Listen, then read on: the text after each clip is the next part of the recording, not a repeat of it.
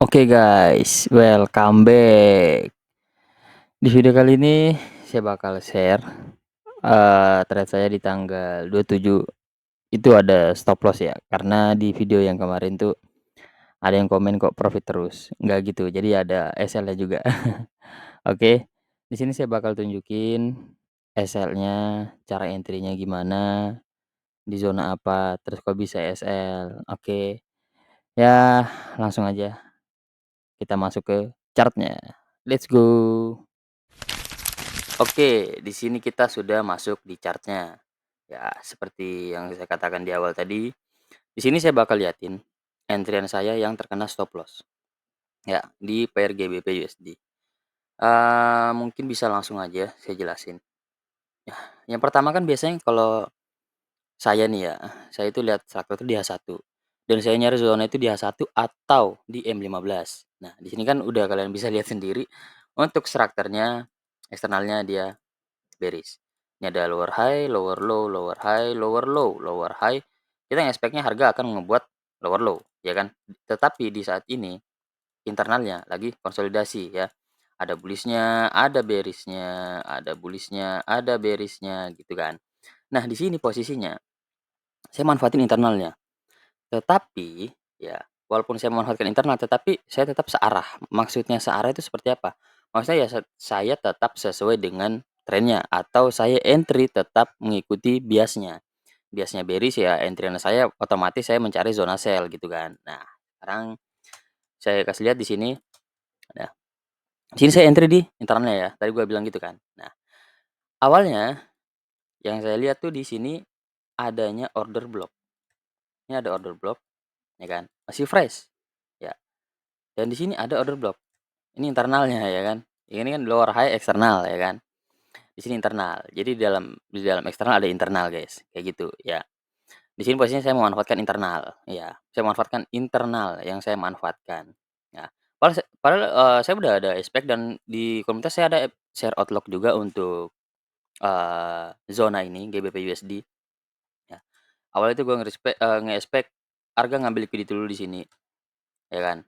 Ngambil liquidity dulu.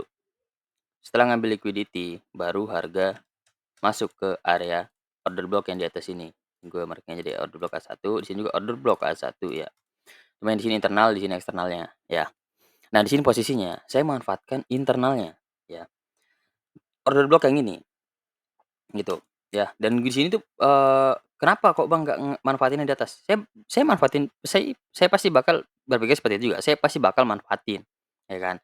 Cuman kan hanya saja di sini zonanya di H1 ya kan. Pasti butuh memakan waktu jika mencapai ke order block yang di atas ini, ya kan? Bener nggak? Ya kalau kalian sering pakai strategi ini dan kalian udah praktekin strategi ini pasti kalian tahulah, ya kan? Sebab itu saya memanfaatkan adanya order block di internal yang masih fresh di sini. Jika kalian lihat di sini masih fresh, ya harga belum ada masuk. Dan juga kenapa? Karena di sini posisinya saya itu konfirmasi entry bukan agresif ya. Kalau agresif ya mungkin sangat-sangat beresiko ya. Tapi karena di sini berhubung saya konfirmasi entry ya, ya itu saya rasa sih lebih aman dibanding agresif. Sebenarnya sih ada kekurangan dan kelebihannya masing-masing sih ya. Kita nggak bisa bilang ada yang lebih beresiko atau gimana-gimana. Oke, ya kita langsung aja. Di sini saya manfaatkan internalnya tadi yang saya bilang. Jadi saya nunggu harga masuk ke order block K1. Ya, ingat ya. Saya nunggu harga masuk ke sini dulu, order block K1. Bebas kalau mau nunggunya di order block sorry, kalau mau nunggu di time frame H1 ataupun di mana time frame nanti kalian konfirmasi, di M1, M3, ataupun M5. Karena di sini saya sering makainya M3 ya berarti otomatis biasanya sih saya pasti konfirmasi di M3 gitu. Oke. Jadi saya nunggu dia masuk dulu. Ya, ini udah mau masuk ya. Saya coba turun ke M3. Ya, nih. Ini zona kita tadi. Ya, ini zona kita tadi. Nih, kita lagi masuk nih, ya kan. Kita lihat sini saya zoom aja biar enak kalian lihatnya. Ya, ini kelihatan kan? Jelas lah ya. Nih, kita lihat di sini. Nah, ini kan harga masuk nih.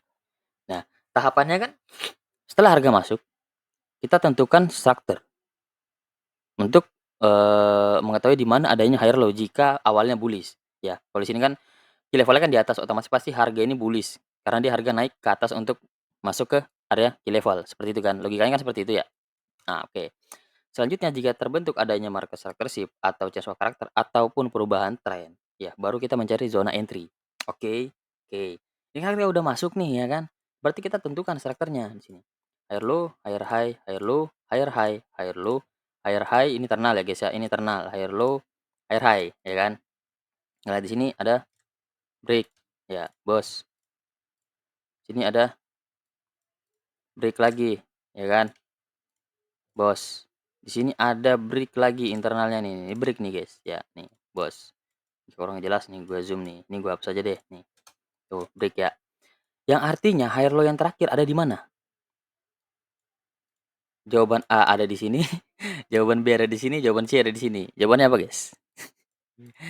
Oke, jawabannya C ya. Jadi higher low yang terakhir ada di sini ya. Oke. Jadi kita pantau nih higher low yang di sini. Jika ini di-break berarti yang artinya udah ada konfirmasi perubahan tren. Selanjutnya kita lanjut ke mencari zona entry, di mana kita mau entry gitu ya. Itulah yang dimaksud sebagai konfirmasi entry. Oke. Nah, kita lihat di sini. Dia bakal break atau dia buat bos lagi gitu aja. Nah, dia buat bos lagi di sini, guys. Nih, break obstructor, ya kan? Bener nggak? Ya kan? Nah, jadi sekarang pindah dong. Jadi jawabannya sekarang D. Ya kan? Nah, karena ini apa? Ini higher low yang terakhir. Ya kan? Ingat kita menggunakan higher low yang terakhir ya. Adanya higher low di sini berarti di sini. Jika ini di break berarti di sini. Adanya perubahan tren gitu ya. Oke. Jadi di sini setelah saya marking di sini, saya tunggu adanya perubahan tren. Kita lihat bakal ini nggak ini break. Oke, di-break ya, di-break ya, di-break kan, nih udah jelas di-break nih. Oke, di sini berarti yang artinya di sini adalah MSS. Selanjutnya sekarang saya mencari zona entry, di mana saya mau entry gitu kan, ya kan? Nah, oke, sekarang, eee, saya lihat kan, saya entry di sini, CSID ya, CSID. Oke, buat kalian yang belum tahu CSID ini, saya kasih lihat ya, untuk contoh CSID-nya. Oke, CSID bearish. Oke, di sini saya memakai candle yang ini. Sebenarnya bebas sih kalian pakai candle yang ini atau yang ini. Dan pakainya itu di low candle-nya, bukan di low wick-nya ya, di low candle-nya. Ya, saya pakai di candle yang bearish di sini. Sebagai aduh, CSID-nya di sini. CSID. Oke, CSID di sini. Jadi saya entry sell limit di sini. SL-nya seperti biasa di sini loh, high dari candle CSID-nya saya naikin jadi 5 poin. Di sini awalnya berapa nih? 33, oke, 38, oke di sini, ya kan. Oke, ini udah oh ini nggak pas guys, sorry sorry sorry, ini nggak pas nih. Saya harusnya entry-nya itu di candle-nya sini. Oke, di sini. Berarti di sini. Oke, siap. Berarti beda lagi nih SL-nya. 31 berarti 36. Oke. Nah, untuk TP-nya, ya untuk TP-nya itu awalnya di bawah sini. Saya itu, targetin di bawah sini awalnya. Nah, cuman kenapa saya nggak sampai ke bawah sini? Nah, itu yang tadi saya bilang dia satu. Saya nge-expect-nya harga itu pasti dia oke, sorry sorry, lanjut lanjut. Nah, tadi kan gue bilang kan gue bakal, berpikir harga itu bakal naik ke sini. Karena apa? Karena di sini tuh masih ada zona fresh dan ini ada liquidity, ya kan. Jadi saya tuh di sini ya hanya mencari 1/4 aja posisinya kemarin. Jadi saya tuh nggak ada mau sampai di sini. Jadi saya ambil 1/4, saya genapin di 1/4 RR-nya yaitu di sini ya. Nah nah, jadi posisinya seperti ini. Nah, ya oke, ini udah jelas saya entry di CSID ya. SL di atas si kalau misalkan pakai di candle yang ini berarti SL kalian di atas si candle yang bullish ya kan. Kalau kalian marking CSID-nya sebagai candle yang beres ya berarti SL kalian di sini. Tapi kalau kalian mau save sebenarnya selama zona CSID ini deket dengan high-nya ya kalian bisa aja taruh SL di high-nya. Cuman ya gua kemarin jika misalnya di sini saya ngambil di sini, RR saya kekecilan. Sebab itu saya ngambil yang di sini. Ya, di 36 dan 36 poin. Nah, di sini, gitu. Oke, mungkin gitu aja, langsung nanti saya jelasin juga, ya. Oke, langsung play aja. Di sini dia masuk zona entry, ya kan. Dia sempat running juga di sini. Dia running, dia balik entry, dan di sini dia running lagi dan dia langsung hantam SL. Nah, ya kan? Oke, sekarang awalnya kan gue nge-expect kan, ya mungkin dia bakal nyampe TP gua dululah, 1/4 gitu kan, baru dia bakal naik ke zona yang fresh di atas. Ternyata ya benar apa yang saya expect di awal. Harga bakal ternyata dia expect ke atas sini, ngambil liquidity, tuh, dia ngambil liquidity, ya, lalu dia masuk ke order block, baru di sini dia adanya penurunan. "Bang, di sini ada entry nggak?" Nah, di sini saya nggak ada entry, kenapa? Kalau kalian lihat strukturnya di M3 nih. Jika misalnya aku mau konfirmasi nih, ya kan, nih, misal kayak gini, hmm, ini harga udah masuk, ya kan, nih, harga udah masuk, lihat, tuh, nih, nggak ada MSS di sini, nggak ada perubahan tren, tuh, nih nih, ya kan. Di sini kan nggak break, ya kan, kecuali di sini break, ya, kecuali high di sini break, ya saya bisa pakai MSS sebagai MSS di sini, gitu loh. Saya bisa pakai MSS di sini. Tapi ternyata nggak di-break, berarti saya makainya yang di sini, gitu. Dan di sini kalau kalian lihat tuh harga nggak nge-break dan dia naik lagi. Nih, dia naik lagi di sini. Nah, nah, tuh dia naik lagi. Nggak ada kebentuk MSS dan ini loh yang nggak di-break. Loh yang di sini tidak di-break, seperti itu. Dan di H1 kalau kalian lihat, di sini dia bakal masuk, di sini dia ternyata dia masuk ke order block lagi H1. Ya Bang, apakah kalau misal dia masih di zona itu kita masih bisa memanfaatkan untuk konfirmasi entry? Masih bisa, jawabannya masih bisa. Ya, masih bisa. Cuman, ya di sini kemarin tuh saya kebetulan nggak mantau, nih, ini masuk ya kan, dia masuk lagi di sini, ya. Kecuali guys misalnya dia udah jauh banget ke atas ya kan, kalian bisa lihat ada zona apa yang bakal di-respect di atas itu. Jika ada, ya berarti kalian bisa konfirmasi, tapi jika tidak ada, ya udah nggak usah lanjut terus. Jadi kalau misal case-nya seperti ini, kayak seperti saya, di sini kalian SL, ternyata dia masuk ke zona yang fresh ini, yang udah kita marking sebelumnya, ya kan, di eksternalnya. Ya kan bisa manfaatin di zona ini. Cuman karena berhubung kemarin saya nggak mantau juga ya mau gimana ya kan. Emang kita trading ya kan. Kita nggak terus-terusan mau trade ya. Jangan jadi matching gun guys, jadi sniper ya. Jangan jadi AK-47. Ya, di sini dia masuk nih. Sini dia masuk. Nah, di sini adanya bos ya kan. Sini ada bos lagi ya kan. Di sini ada hello, di break nggak? Nah, ini di break. Di sini di break. Nah, sini kita bisa marking sebagai MSS. Andainya kita bisa saya mantau, mungkin saya bakal entry di order block atau di CSID, gitu. Ya karena saya nggak mantau ya mau gimana ya kan. Ya artinya itu bukan rezeki saya.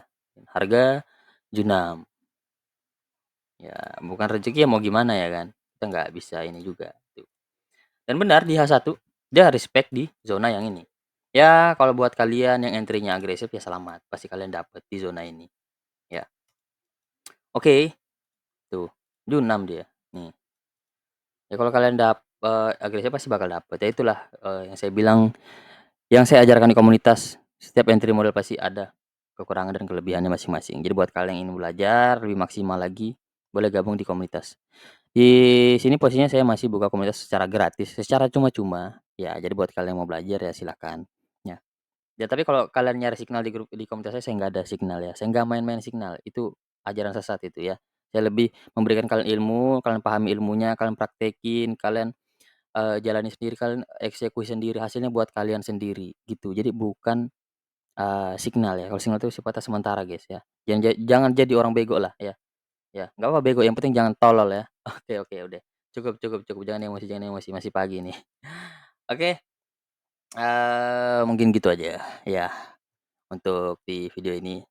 Breakdown setup yang terkena SL, ya karena komentar kemarin ada yang nanyain kok profit terus, ya nggak apa-apa, ya saya share juga kok stop loss-nya ya. Jadi namanya kita trade itu nggak bakal ada, maksudnya nggak ada SL, pasti ada SL-nya, ya. Ya selama kalian entry-nya menggunakan strategi dan metode yang benar ya, no problem, SL itu no problem. Tapi kalau kalian asal, ya MC, ya udahlah, udah cukup gitu aja ya.